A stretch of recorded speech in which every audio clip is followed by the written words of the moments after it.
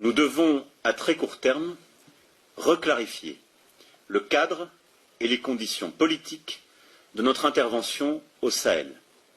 D'abord et avant tout, avec les 5 États africains, membres du G5 Sahel. J'attends d'eux qu'ils clarifient et formalisent leurs demandes à l'égard de la France et de la communauté internationale. Souhaitent-ils notre présence? Ont-ils besoin de nous? Je veux des réponses claires et assumées sur ces questions. Je ne peux ni ne veux avoir des soldats français sur quelque sol du Sahel que ce soit, alors même que l'ambiguïté persiste à l'égard de mouvements anti-français, parfois portés par des responsables politiques. La République française Macron, qui lui a fait savoir, et hier il a dit explicitement, après le sommet de l'OTAN, qu'il faut que les voix qui suscitent, portent, divulguent ce qu'il appelle le sentiment anti-français dans les pays francophones d'Afrique, se taisent. Le président français demande à nos chefs d'État africains francophones de fermer nos bouches. Parce que, selon lui, nous cultivons un sentiment anti-français. Mais vous savez très bien que c'est faux. Monsieur le Président Macron, il n'y a pas de sentiment anti-français ici. Ce que vous appelez sentiment anti-français, d'ailleurs, comment vous allez présenter ça? Je suis en train de parler en français, là. J'ai rien contre le français en tant que langue. Je parle pas en sénoufou, ou en djoula, ou en serer, ou en wolof, ou je ne sais quoi, soninké, bambara, ou quoi d'autre. Je parle en français. Je n'ai rien contre le français. J'écris, je m'exprime, je travaille en français. Je n'ai rien contre les Français. Nous n'avons ici, en Afrique francophone, rien contre les Français. Ils sont nombreux, ils ont des entreprises, ils créent des emplois pour nous, ils payent des impôts. Nous sommes nombreux à travailler avec eux, à travailler pour eux. Ils travaillent souvent pour nous. Nous sommes des amis, nous nous marions, nous vivons ensemble, ici comme en France, sans aucune animosité. Donc, c'est pas un sentiment contre les Français ou contre le Français. Ce que vous appelez sentiment anti-français en réalité, c'est un ras-le-bol, c'est une révolte, c'est un refus de la mainmise de l'État français sur nos autorités et par ricochet sur nos économies, sur nos peuples. C'est ce que nous refusons.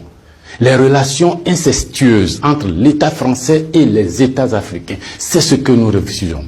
Les relations de connivence entre l'État français et les États africains, c'est ce que nous refusons. Parce que simplement ces relations étouffent la démocratie. Ces relations étouffent le respect des droits de l'homme. Ces relations étouffent la possibilité que nous devons avoir de demander des comptes à nos dirigeants. Ces relations étouffent l'expression plurielle chez nous. Il n'y a que ce que le président dit parce qu'il est d'accord avec Paris, donc c'est ce que lui dit qui est bon. Monsieur le Président, c'est ce qui nous révolte. On a le sentiment que vous êtes complice de nos chefs d'État pour nous brimer. On a le sentiment que les droits de l'homme que vous faites respecter en France, les libertés individuelles que vous faites respecter en France, la Déclaration universelle des droits en France, déclaré là-bas par vos ancêtres, Monsieur le Président, on a l'impression que vous considérez que nous, en Afrique, on n'a pas droit à cela. Nous, en Afrique, on n'est pas digne de cela. Nous, en Afrique, on n'est pas suffisamment humain pour avoir les droits humains. C'est ce qui révolte cette jeunesse-là. La conséquence, vous voyez chaque jour de nombreux jeunes essayant d'aller là où les droits sont respectés, là où les libertés sont respectées, là où on a le sentiment qu'ils sont des hommes. C'est ce qu'il faut changer, Monsieur le Président. C'est ce qu'il faut changer. Vous pouvez parler 1000 fois à nos chefs d'État, vous pouvez leur donner des instructions 1000 fois, mais ça ne changera rien dans la tête des populations africaines ici, dans l'esprit des populations africaines ici. L'idée est que nous voulons redevenir des hommes libres. Nos ancêtres ont été vendus comme des marchandises par vos ancêtres. Comme des marchandises. Pendant de 1500 à 1890, c'est par là, comme des marchandises. Nous fermons les yeux là-dessus. Nos parents ont été gouvernés par la décision que vos parents ont prise à Berlin de venir s'accaparer nos territoires, nous-mêmes, nos fleuves, nos rivières, nos matières premières, de prendre possession de nous. Ça a duré près d'un siècle. Fermons les yeux là-dessus. Vos prédécesseurs ont considéré que nos chefs d'État devraient être juste des délégués pour eux, pour nous maintenir ici. Comment on peut avoir le sentiment français quand on descend à l'aéroport d'Abidjan, le boulevard qu'on prend s'appelle Giscard d'Estaing. Le pont qu'on emprunte s'appelle De Gaulle. Et la route qu'on utilise pour aller à l'université s'appelle boulevard Mitterrand. Et puis partout, on a Trèche-la-Plaine, Port-Bouët, Binger. Non!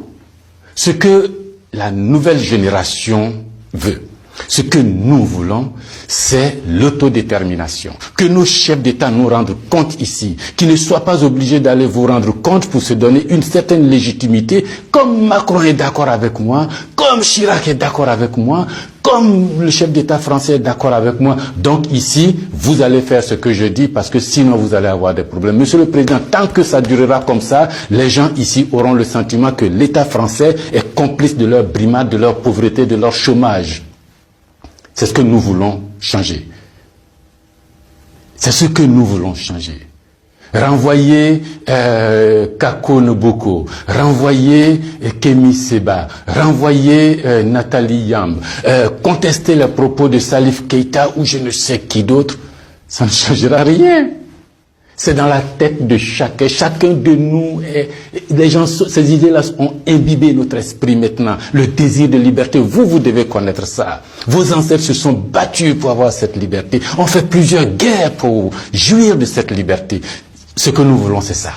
Liberté de commerce, liberté de nous organiser, nous autodéterminer, faire ce qui est bon pour nous, sans nuire à vos intérêts. Mais ça ne vous dit pas de venir nous imposer vos intérêts. Si vous pensez, chers auditeurs, que ce message vaut la peine d'être diffusé et que nous soyons nombreux à nous l'approprier, sans animosité, sans bestialité, mais avec fermeté et conviction, il faut liker, il faut partager. Parce que c'est l'Afrique de demain qui se joue là. Nous ne voulons plus être des marchandises, nous ne voulons plus être sous la tutelle de quelqu'un, nous voulons redevenir des hommes libres. Merci.